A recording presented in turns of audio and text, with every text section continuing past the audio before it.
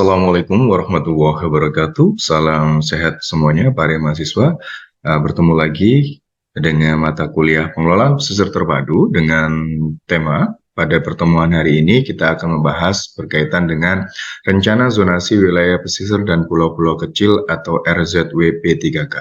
Baik, sebelum kita mulai, mungkin dari mahasiswa semuanya mungkin sudah mengenal apa itu RZWP 3K. Baik, sebelum kita melanjutkan bagaimana, apa, dan peran dari rencana zonasi di wilayah pesisir, kita mungkin paham dulu apa secara berprinsip definisi dari zonasi itu tersebut. Baik, untuk pengertian rencana zonasi, dasar hukum yang dipakai dalam pengertian ini adalah menurut Undang-Undang tahun 27, Undang-Undang Nomor 27 Tahun 2007 yang kemudian direvisi menjadi Undang-Undang Nomor 1 Tahun 2014, di mana definisi secara arti adalah zonasi merupakan suatu bentuk rekayasa teknik pemanfaatan ruang melalui penetapan batas-batas fungsional sesuai dengan potensi sumber daya dan juga daya dukung serta proses ekologis yang berlangsung sebagai satu kesatuan dalam ekosistem pesisir. Kemudian secara definisi rencana zonasi merupakan rencana yang digunakan untuk menentukan arah penggunaan sumber daya di tiap perencanaan serta disertai dengan penetapan struktur dan pola ruang pada suatu kawasan. Perencanaan yang mana ini memuat berbagai kegiatan yang boleh dilakukan dan yang tidak boleh dilakukan serta bentuk kegiatan yang hanya dilakukan setelah memperoleh izin.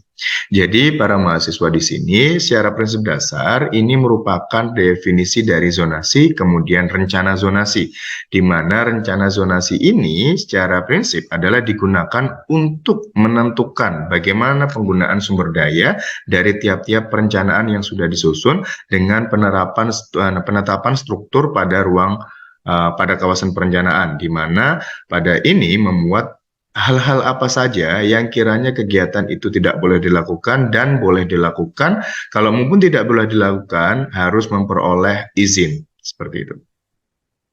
Kemudian, mengapa perlu dilakukan rencana zonasi? Yang pertama adalah karena kebutuhan manusia sendiri itu akan sumber daya alam termasuk dari laut itu semakin meningkat. Nah, di sisi lain, sumber daya laut itu juga tidak bisa dapat mengejar tingginya tuntutan tersebut. Yang kedua adalah laut dianggap sebagai milik bersama atau biasa kita sebut open access, di mana kalau milik bersama sehingga pasti banyak pihak yang ingin mengambil manfaat sebesar-besarnya dari sumber daya laut. Nah, akan tetapi hal ini sering mengakibatkan dari pemanfaatan sumber daya laut itu biasanya berlebihan atau istilahnya overfishing, di mana pemanfaatan sumber daya laut tidak dapat dilepaskan pada mekanisme pasar atau mekanisme demand supply. Hal ini karena tidak semua sumber daya laut itu seperti habitat alam dan rantai makanan dapat dinilai dengan uang, yang mana tanpa ada pengaturan sumber daya yang tidak dapat dinilai dengan uang itu akan kalah bersaing dalam ruang laut. Kemudian yang keempat adalah tingginya tuntutan akan pemanfaatan sumber daya laut yang dapat menyebabkan konflik pemanfaatan. Nah, ini adalah landasan kenapa zonasi itu penting. Backbone-nya adalah semakin kebutuhan manusia meningkat, juga akan semakin tinggi juga kebutuhan akan sumber daya alam. Akan tetapi, kalau konteksnya sumber daya laut, itu bisa berakibat tidak bisa terkejarnya akan kebutuhan manusia tersebut. Karena kita tahu laut merupakan open access sumber daya, di mana sumber daya itu mungkin bisa dimanfaatkan oleh semua orang, dan ini yang bisa terjadi. Kalau tidak ada zonasi, maka akan ada pemanfaatan yang secara eksploitasi berlebihan, atau kalau sumber daya ikan bisa kita sebut overfishing. Kemudian keuntungan dari rencana dari zonasi itu yang pertama adalah keuntungan ekonomi, di mana ini akan mempunyai yang pertama adalah bisa memfasilitasi akselerasi pertumbuhan ekonomi wilayah, kemudian mengidentifikasi area-area yang cocok untuk dimanfaatkan, kemudian yang ketiga adalah memberikan landasan bagi perizinan, yang keempat adalah mendorong pemanfaatan ruang dan sumber daya laut dan pesisir yang efisien. Kemudian untuk keuntungan lingkungan yaitu mengurangi dampak negatif dari pemanfaatan sumber daya laut dan pesisir. Yang kedua adalah mengidentifikasi area penting di mana secara ekologi dan kelangsungan kehidupan habitat laut dan pesisir dan mengurangi konflik dengan pemanfaatan ekonomis. Yang ketiga adalah memastikan alokasi ruang keanekaragaman hayati dan konservasi alam. Yang ketiga adalah keuntungan sosial dan budaya, di mana yang pertama adalah mendorong masyarakat berpartisipasi dalam pembangunan, yang kedua adalah melindungi ruang yang secara turun-temurun dimanfaatkan untuk kepentingan sosial, budaya, dan masyarakat.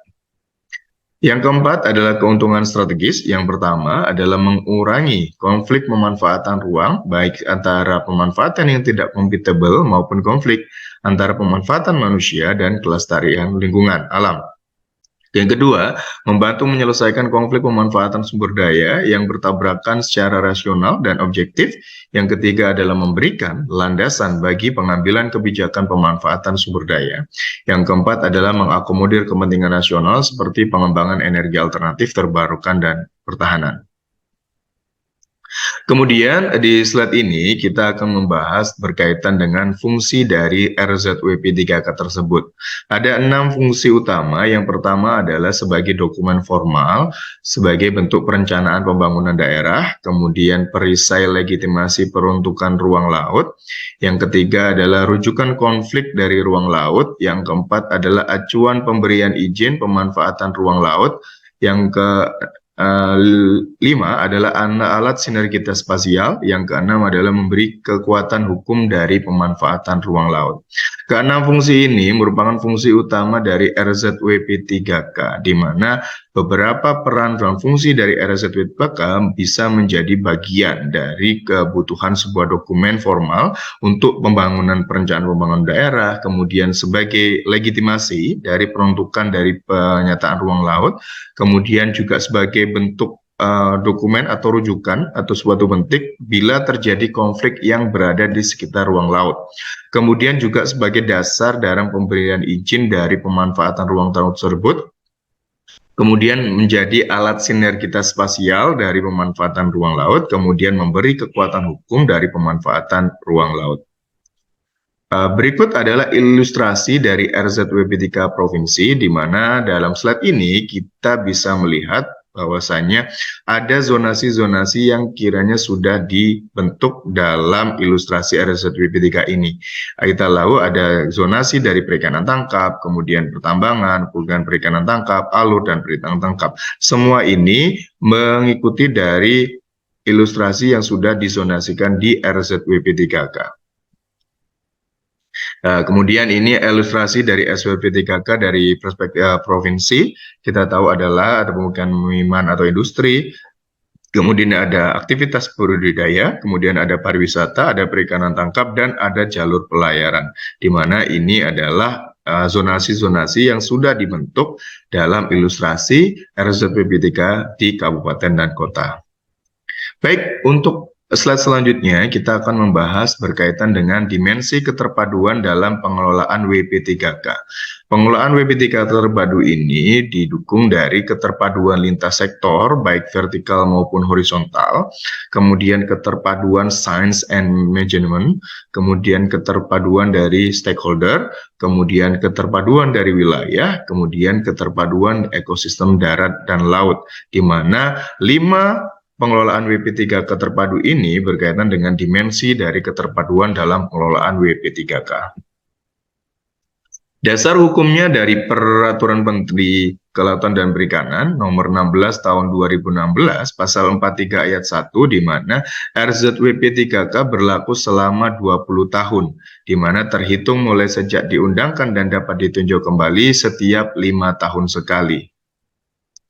Baik, itu saja slide dari pertemuan pada kesempatan hari ini. Salam sehat semuanya. Saya akhiri. Wassalamualaikum warahmatullahi wabarakatuh.